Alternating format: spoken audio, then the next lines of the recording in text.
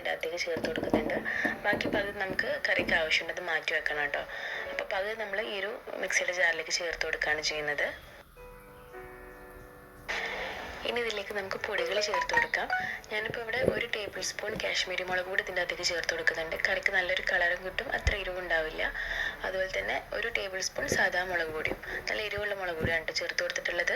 പിന്നെ ഒരു 1/2 ടീസ്പൂൺ മഞ്ഞൾപ്പൊടി ചേർത്ത് കൊടുക്കാം. എന്നിട്ട് ഒരല്പം വെള്ളം ഒഴിച്ചിട്ട് നന്നായിട്ട് അരച്ചെടുക്കുക. നല്ല പേസ്റ്റ് ആക്കിയിട്ട് തന്നെ അരച്ചെടുക്കണം കേട്ടോ. അപ്പോൾ ഇങ്ങനെ അരച്ചെടുത്ത് നമ്മൾ ചെയ്യുമ്പോൾ ഈ കറിക്ക് നല്ല കട്ടിയുണ്ടാവും.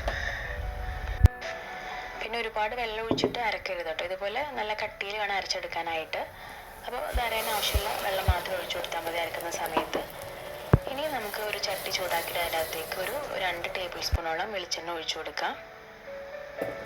വെളിച്ചെണ്ണ ഒന്ന് ചൂടായിട്ട് വരുമ്പോൾ നമുക്ക് ഇതിൻ്റെ അകത്തേക്ക് ഒരു 12 ചെറിയ ഉള്ളി ഇതുപോലെ ചെറുതാക്കി വട്ടത്തിൽ അരിഞ്ഞെടുത്തിട്ടുള്ളതാണ്, അത് ചേർത്ത് കൊടുക്കാം. ചെറിയ ഉള്ളിയാണ് കേട്ടോ ഈ ഒരു കറിയുടെ മെയിൻ ടേസ്റ്റ് എന്ന് പറയുന്നത്.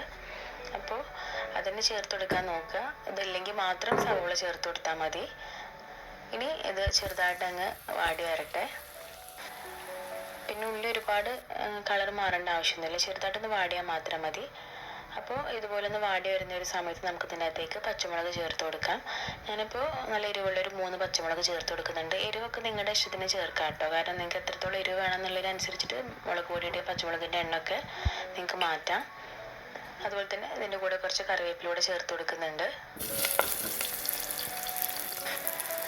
ഇനി ഇതിലേക്ക് നമ്മൾ നേരത്തെ അരച്ച് വെച്ചിട്ടുള്ള ഒരു മസാല പേസ്റ്റ് അങ്ങ് ചേർത്ത് കൊടുക്കാം.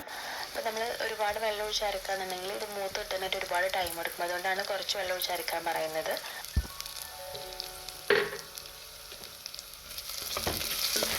ഇനി ഒരു പേസ്റ്റ് എണ്ണയിൽ കിട്ടുന്നിട്ട് നന്നായിട്ട് മൂത്തിട്ട് വരണം കേട്ടോ. നമ്മളിതിൻ്റെ അകത്ത് തക്കാളിയൊക്കെ ചേർത്തതുകൊണ്ട് തന്നെ തക്കാളി നന്നായിട്ട് കുക്കായിട്ട് വരണം. അതുപോലെ തന്നെ ഒരു മുളക് പൊടിയുടെ ആ ഒരു കുത്തെല്ലാം മാറി വരണം. അപ്പോൾ ചെറിയ തേയിലിട്ടിട്ട് നമുക്കിതൊന്ന് എണ്ണയൊക്കെ നന്നായിട്ട് തെളിഞ്ഞ് വരുന്ന വരെ തന്നെ വേവിച്ചെടുക്കാം. അപ്പോൾ അതിന് മുന്നായിട്ട് നമ്മൾ ഇതിൻ്റെ അകത്തേക്ക് നമ്മൾ നേരത്തെ പകുതി തക്കാളി മാറ്റി വെച്ചിട്ടുണ്ടായിരുന്നില്ല, അതും കൂടി അങ്ങ് ചേർത്ത് കൊടുക്കാം കേട്ടോ. അപ്പോൾ ഒരു പകുതി തക്കാളി നമ്മൾ അരച്ചിട്ടാണ് ചേർത്ത് കൊടുക്കുന്നത്. ബാക്കി പകുതി നമ്മളിങ്ങനെ മുഴുവനായിട്ടും കട്ട് ചെയ്തിട്ടാണ് ഇട്ട് കൊടുക്കുന്നത്. അപ്പോൾ നമ്മുടെ ഒരു കറിയുടെ മെയിൻ ടേസ്റ്റ് എന്ന് പറയുന്നത് ഈ മസാല നന്നായിട്ട് കുക്കായിട്ട് വരിക എന്നുള്ളതാണ്. അപ്പോൾ പകുതി കുക്ക് ചെയ്തിട്ട് നമ്മൾ മീനൊക്കെ ഇട്ട് കൊടുക്കുകയെന്നുണ്ടെങ്കിൽ കറിക്കൊരു തക്കാളിയുടെ ടേസ്റ്റ് വരും. അപ്പോൾ അതുകൊണ്ട് ചെറിയ തേയിലിട്ടിട്ട് മസാല നന്നായിട്ട് തന്നെ വേവിച്ചെടുക്കണം. അപ്പം ഇനി നമുക്കിത് അടച്ചു വെച്ചിട്ട് ചെറിയ തീയിലൊന്ന് വേവിച്ചെടുക്കാം. അപ്പോൾ ഇതിനും ആ ഒരു തക്കാളി മസാലക്ക് നന്നായിട്ട് കുക്കായിട്ട് വരികയും ചെയ്യും, എണ്ണക്ക് നന്നായിട്ട് തെളിഞ്ഞു വരും. അപ്പോൾ നമ്മുടെ മസാലക്ക് നന്നായിട്ട് തന്നെ വെന്ത് വന്നിട്ടുണ്ട്. കണ്ടില്ല, എണ്ണക്ക് നന്നായിട്ട് തെളിഞ്ഞു വന്നിട്ടുണ്ട്. ഇനി ഇതിൻ്റെ അകത്തേക്ക് നമുക്ക് പുളി ചേർത്ത് കൊടുക്കണം.